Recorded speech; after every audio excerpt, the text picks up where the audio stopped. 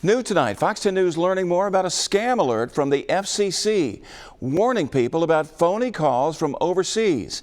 Many of you have already been flooded with these calls. Hopefully, you didn't call them back. Our Lee Peck looking deeper into how it all works and what you need to know. Lee, this isn't a new scam. No, it's not, Byron. While the FCC hasn't seen it in a while, it made a comeback in the last week, blasting area codes all over the country, most recently 251. Calls from numbers like this started coming in early yesterday morning. Sometime around 4 a.m. and my phone was ringing and I answered, but nothing happened and I accidentally called it right back. And Dorman was one of many across Mobile and Baldwin County targeted. I realized then it was not an alarm and it was my phone in the middle of the night and I hung up. The calls coming from around the world in Africa, Sierra Leone to be exact. The FCC alerting consumers of the scam which recently resurfaced. We've been hearing about it for a few years, but we just started hearing about it again in the last week or so.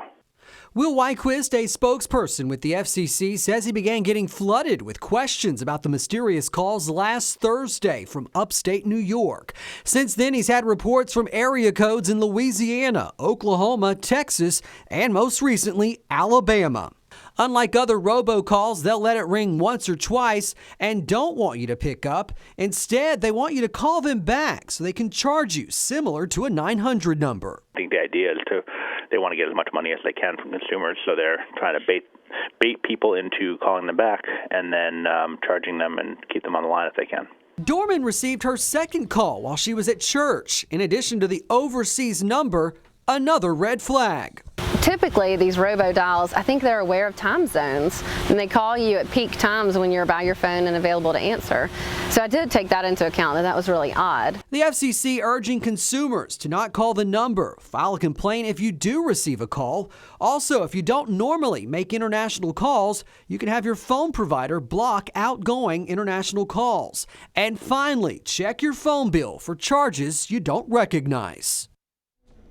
And if you did make the mistake of calling that number back, I did reach out to several phone carriers this afternoon. Both AT&T and Verizon tell me they're aware of the scam and will reimburse their customers. They're also urging them to beware.